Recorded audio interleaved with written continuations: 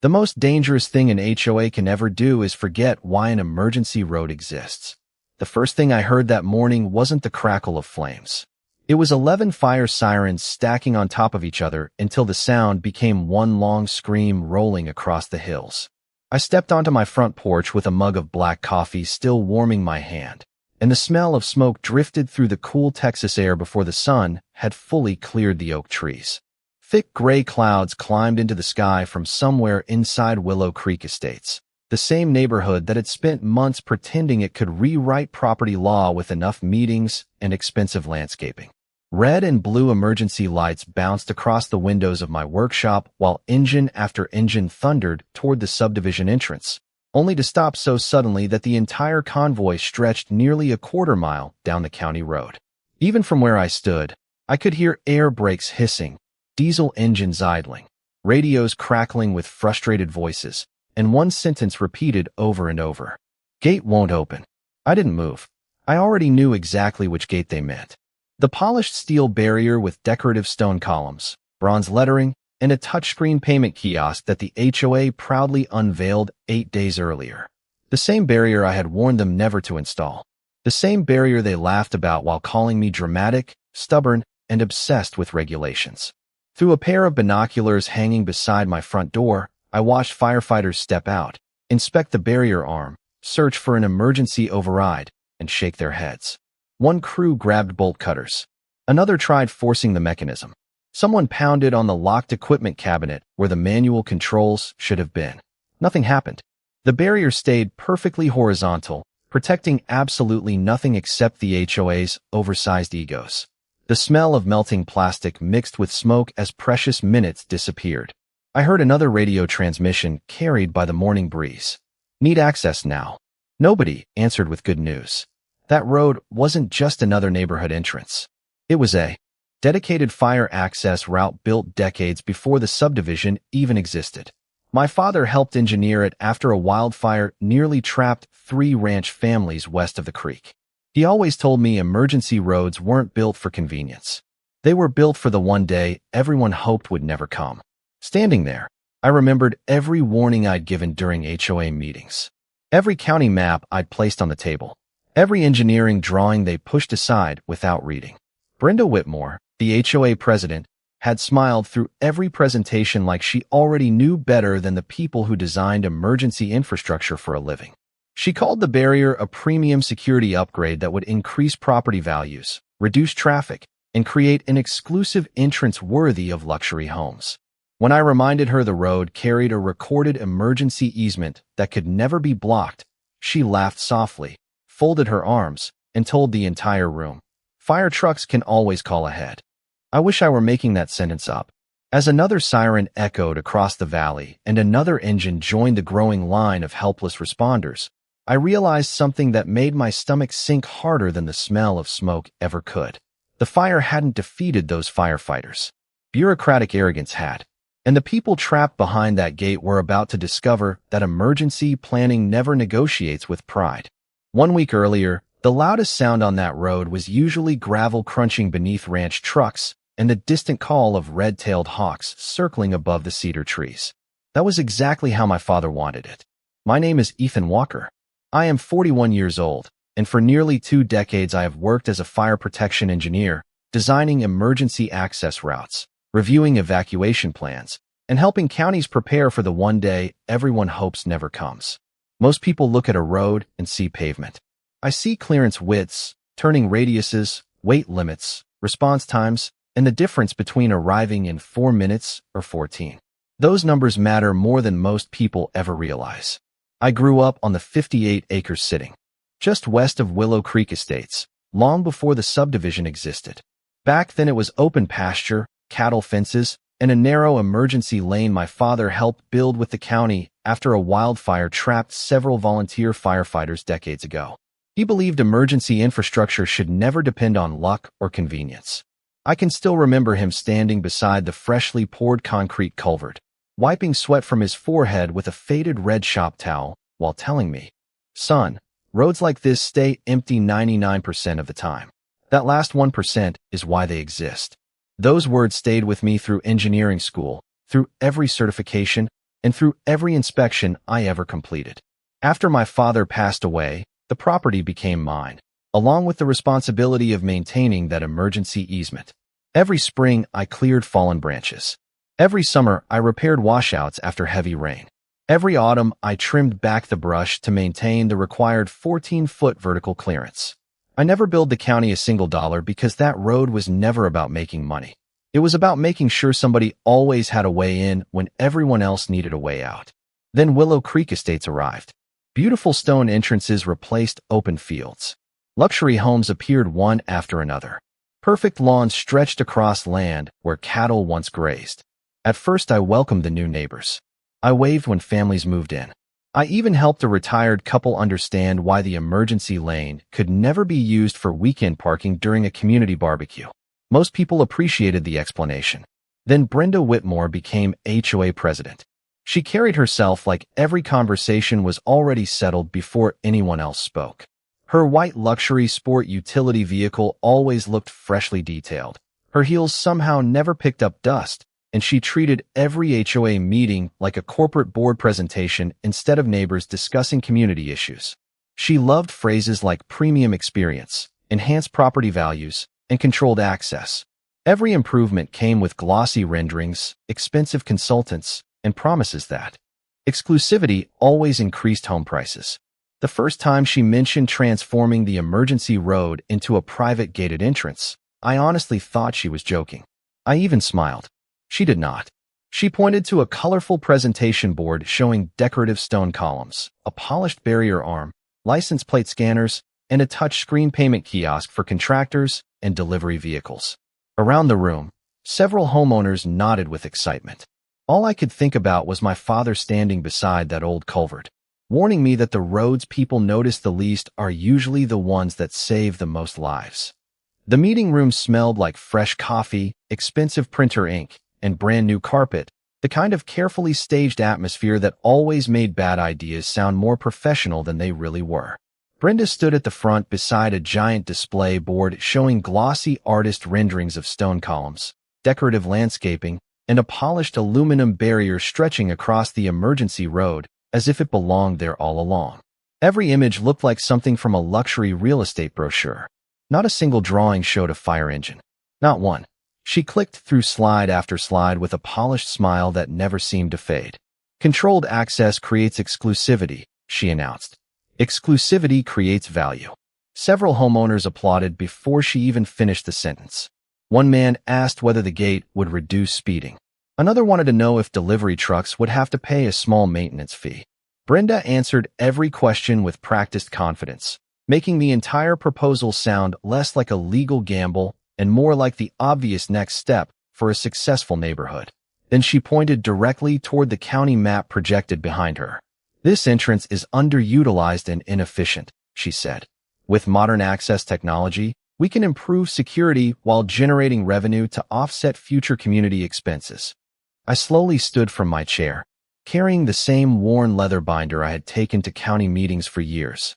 Inside were easement records, engineering drawings, inspection reports, maintenance logs, and every document connected to that road since my father helped establish it. I placed the binder on the conference table with a solid thump that echoed through the room. "This is not a neighborhood entrance," I said calmly. "It is a recorded emergency access easement. Federal fire protection standards and county regulations require unobstructed emergency access at all times." Brenda smiled without looking at a single page. "Thank you for your opinion, Ethan." Opinion. The word hung in the air like smoke. I opened the binder anyway and slid a survey map toward the board members. Bright red lines marked the protected easement. Blue notes identified the required turning radius for emergency vehicles.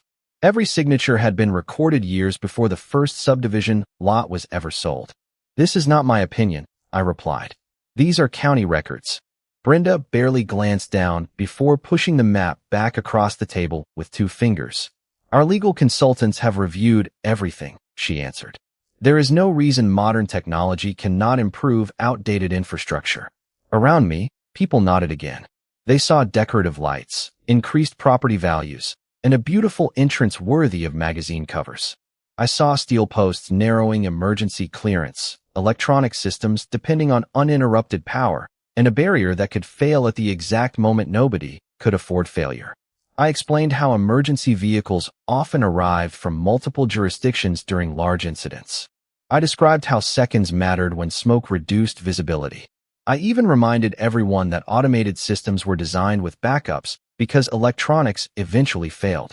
Brenda folded her hands and gave a patient smile, usually reserved for correcting a child. "You are assuming the worst possible scenario," she said. "We are planning for everyday life." The room filled with quiet laughter. I gathered my papers without raising my voice because experience had taught me something important. People rarely fear disasters they have never witnessed. They believe convenience is permanent until reality proves otherwise. As I walked toward the exit, I noticed the construction contract already sitting beside Brenda's laptop with several signatures waiting for the final approval vote. That was the moment I realized the meeting had never been about listening. It had only been about making the decision look unanimous. Construction started 2 mornings later. I woke to the deep rumble of excavators and the sharp metallic rhythm of impact drivers echoing across the valley before I even poured my first cup of coffee. The familiar scent of cedar and damp grass disappeared beneath diesel exhaust and freshly cut concrete. By the time I reached the property line, orange safety fencing surrounded the emergency road, and workers were unloading polished stone blocks from flatbed trailers while survey crews marked locations for steel support posts. None of the contractors looked comfortable when I asked who had authorized the work. The foreman quietly handed me a copy of the project packet. Every page carried the HOA logo. Not a single page carried a county permit number. I thanked him, took photographs of every document he allowed me to see, and walked away without raising my voice. An argument with the construction crew would accomplish nothing. They were simply following the paperwork placed in front of them. Brenda arrived an hour later in her white sport utility vehicle, stepping onto the gravel with sunglasses, polished shoes, and the confident smile of someone convinced history would remember her as a visionary instead of a warning. She admired the stone columns like they were a work of art. "Looks beautiful already, does it not?" she asked. I looked past the landscaping and focused on the narrowing lane between the columns. "Your clearance is too tight for larger emergency apparatus during difficult approach angles," I replied. "That barrier arm creates another failure point, and your control cabinet is sitting exactly where emergency responders need unrestricted access." She laughed softly. "Everything has been measured. Not by the people responsible for emergency response," I answered. Her smile faded for only a second before returning stronger than before. "You engineers always imagine disasters. The rest of us have to think about improving everyday life." Before sunset, the old reflective emergency access signs disappeared. Decorative neighborhood signs replaced them. A camera system appeared above the entrance. License plate readers were mounted on black poles.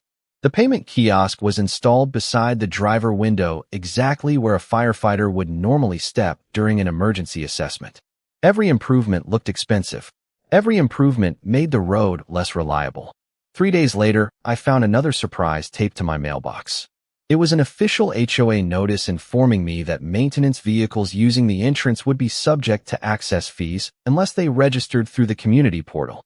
I actually laughed when I finished reading it because my pickup truck was registered to the same property that legally owned the easement beneath their new barrier. The irony would have been funny if the consequences were not so serious. I drove straight to the county records office that afternoon and requested certified copies of every easement document, maintenance agreement, survey revision, and emergency access filing connected to the property. The clerk recognized my last name immediately. "Your father always kept these records organized," she said with a smile while placing thick folders onto the counter. "I wish more people understood how important these roads are." I spent the rest of the afternoon reviewing every page, highlighting signatures, recording document numbers, and scanning maps into secure digital files. I never contacted the HOA again that week. There was nothing left to debate. Facts had already been presented. They had chosen appearances over engineering, confidence over compliance, and marketing over safety. All I had left to do was preserve every piece of evidence, because experience had taught me that paperwork becomes priceless the moment reality exposes the difference between looking prepared and actually being prepared. The following morning, I drove to the county fire marshal's office with 2 banker's boxes filled with records that smelled faintly of old paper and machine oil from my workshop. Inside were maintenance logs dating back almost 3 decades, certified surveys, recorded easement documents, inspection photographs, engineering drawings, and every email I had exchanged with the HOA since Brenda first announced her project. Captain Laura Simmons met me in a conference room with a yellow legal pad and a quiet expression that reminded me of every experienced inspector I had ever respected. She listened without interrupting while I explained exactly what had changed along the emergency access route. When I finished, she slowly turned through the survey maps, stopping every few pages to compare document numbers against the county database on her computer. Finally, she looked up and asked one simple question. Did they submit any modification request to our office? I already knew the answer, but I waited while she searched anyway. After several minutes, she leaned back and quietly said, "Nothing." That single word carried more weight than any argument I could have made.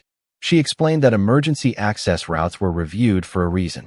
Width, turning clearance, gate operation, emergency overrides, power failure procedures, and responder access all had to meet specific requirements before any permanent obstruction could be approved.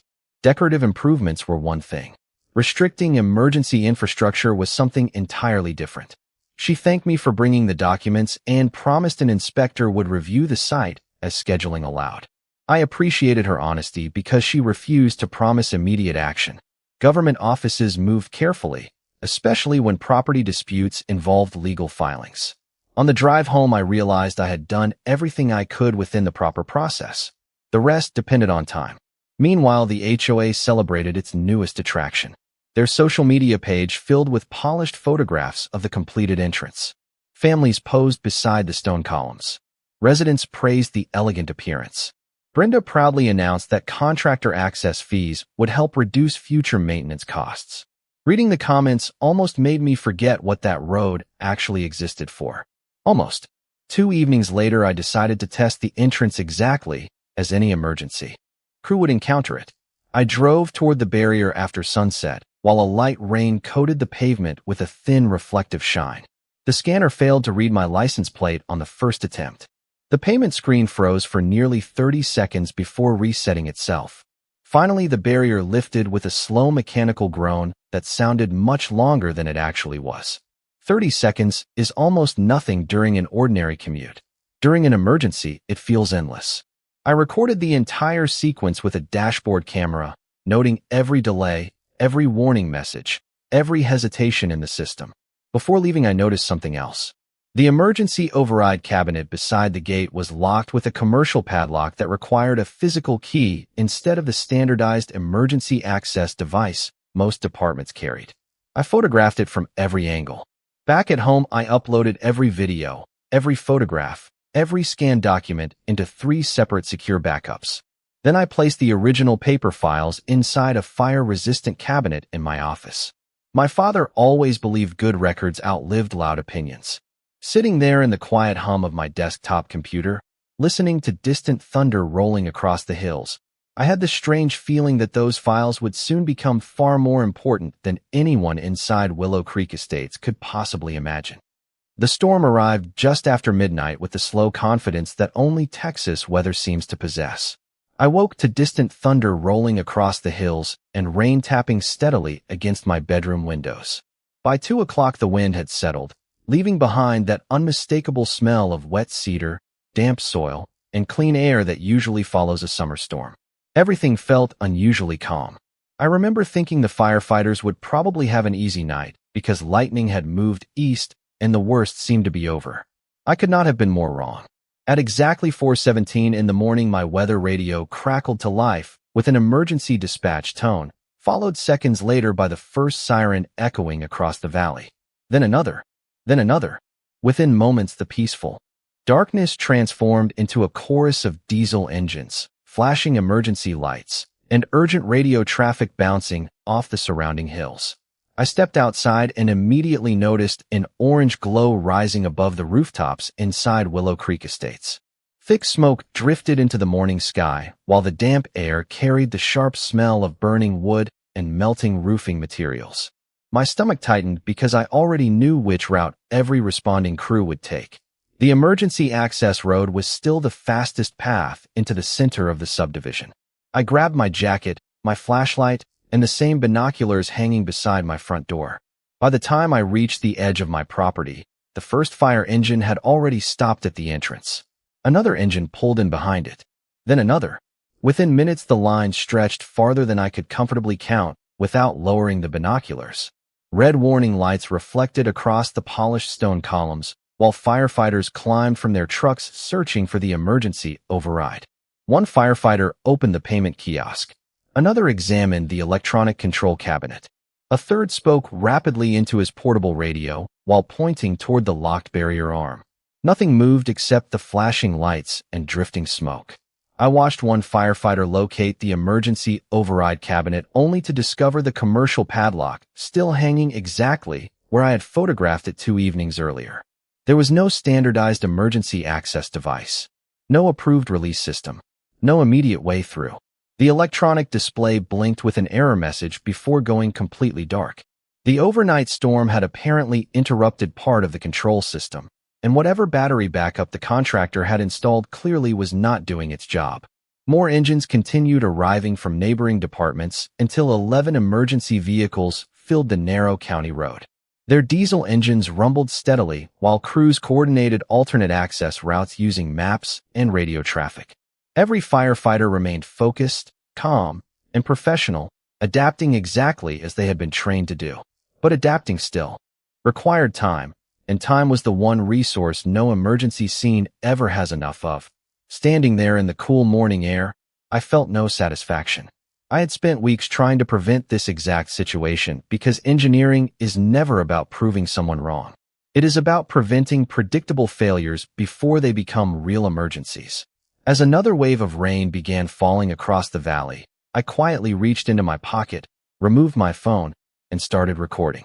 Not because I wanted evidence against anyone, but because I knew that before the sun came up, people would start asking how something so completely preventable had ever been allowed to happen. By sunrise, the immediate emergency had stabilized through alternate access routes, but the entrance looked nothing like the polished showpiece Brenda had proudly unveiled a week earlier. Mud covered the decorative stonework. Rainwater dripped from the silent payment kiosk. The barrier arm still hung stubbornly across the lane like it had no idea how much chaos it had created in less than an hour. The smell of wet concrete mixed with diesel exhaust lingered in the cool morning air while emergency vehicles gradually cleared the roadway. That was when the official investigation began. Captain Laura Simmons stepped out of her county vehicle carrying the same yellow legal pad I had seen in her office days earlier. This time she was not there to discuss engineering theory.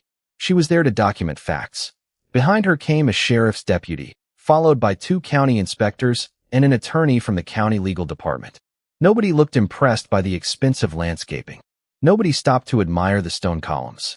Their attention stayed fixed on measurements, photographs, permit numbers, and equipment.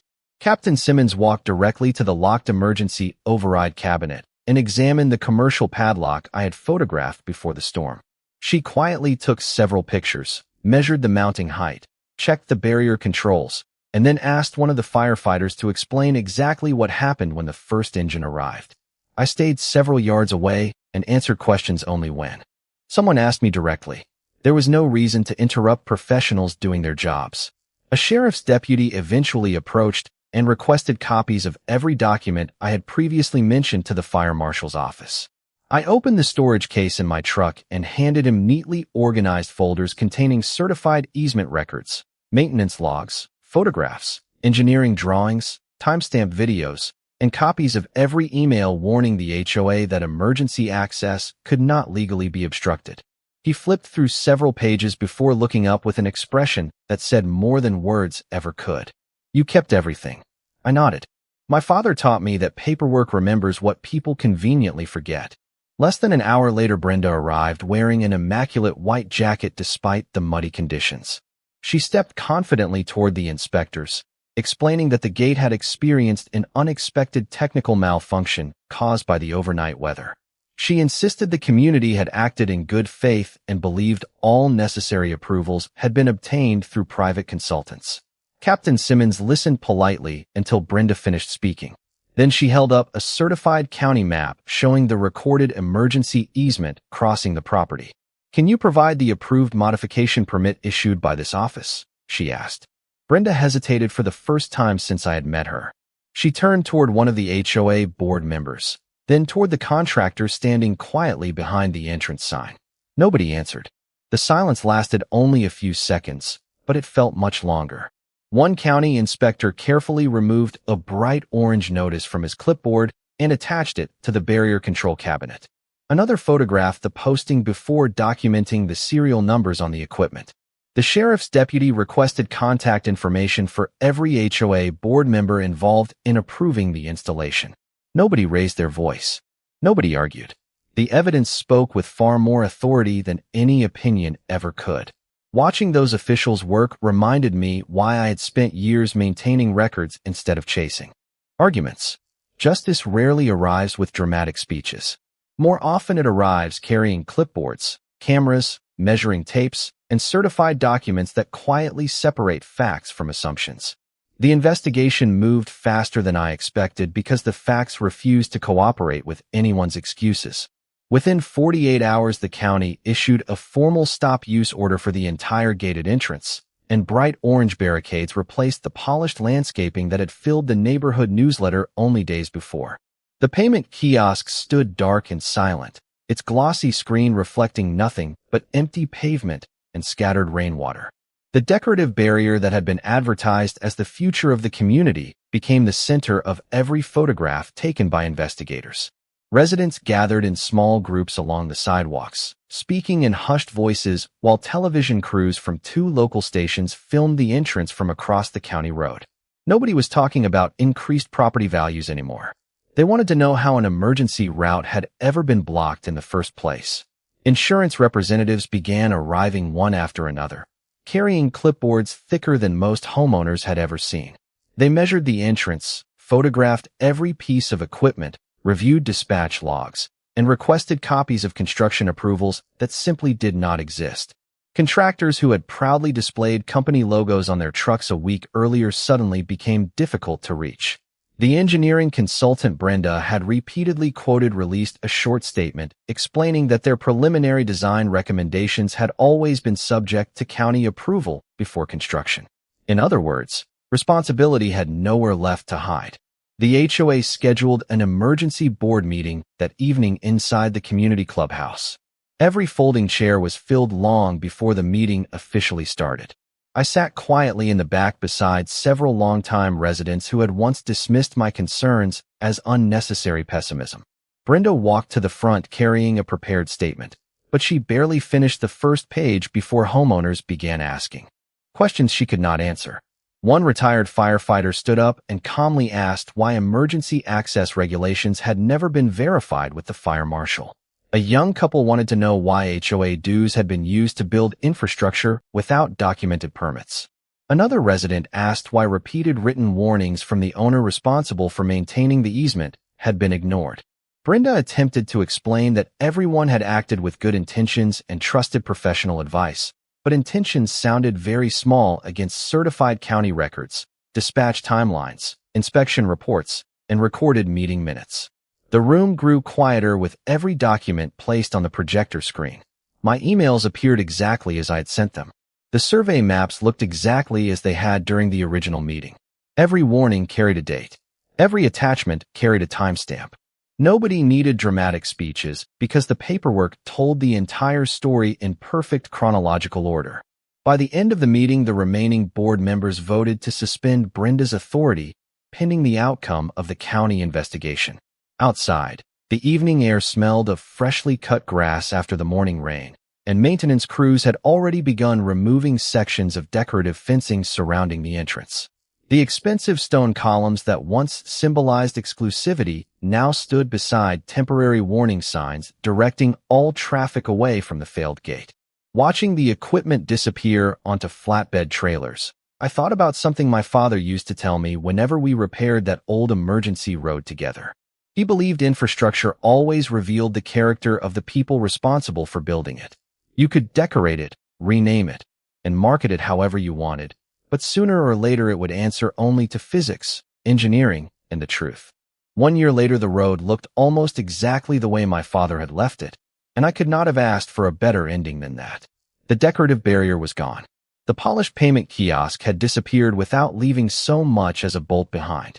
Even the oversized stone columns had been removed and replaced with simple reflective emergency access signs that could be seen clearly day or night. Fresh gravel lined the shoulders. New pavement markings identified the emergency easement, and a standardized emergency access device sat exactly where every responding department expected to find it. Nothing about the entrance looked luxurious anymore. It looked dependable, and that was infinitely more valuable.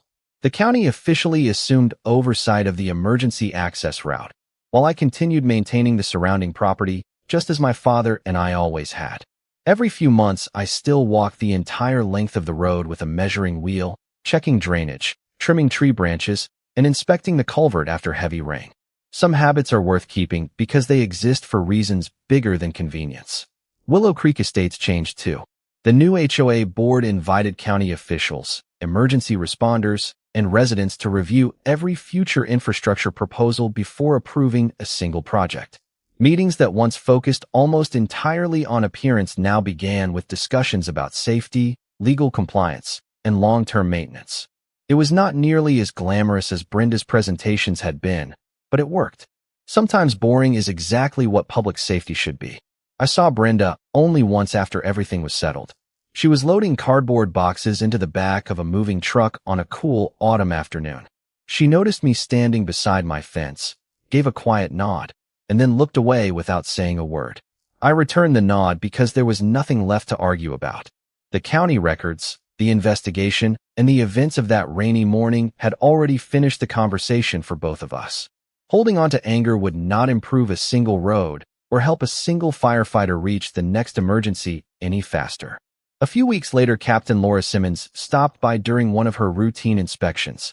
She stood beside the emergency access sign, smiled, and said something I have never forgotten. The best emergency road is the one nobody notices until they absolutely need it. She was right. Nobody celebrates a bridge that does not collapse or a fire lane that stays clear every ordinary Tuesday afternoon.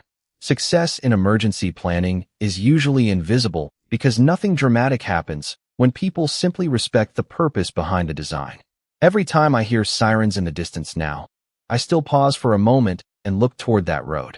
Sometimes an engine passes through during training exercises.